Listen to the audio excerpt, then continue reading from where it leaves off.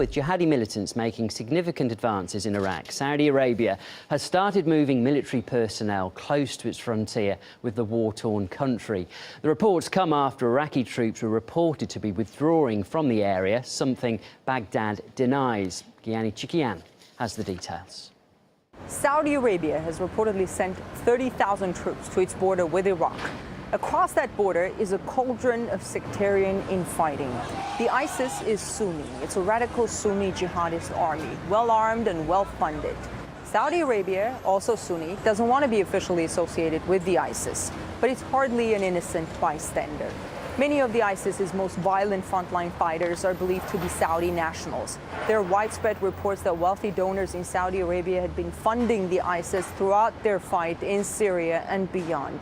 Riyadh may now say that it has nothing to do with the rise of this radical group, that it itself is threatened by it. But experts believe Saudi Arabia has helped create the force in ways more than just providing funding and fighters. They need also to think in the ideologies that created ISIS. And I think the Wahhabi regime in Saudi Arabia needs to realize that a lot of their teaching contributed to the creation of ISIS. Just in the span of several years, bolstered by the fight against Assad in Syria, the ISIS has advanced so far as to declare an Islamist caliphate across the territories that it now controls, both in Iraq and in Syria. The question is whether Saudi Arabia sees the ISIS as a serious threat.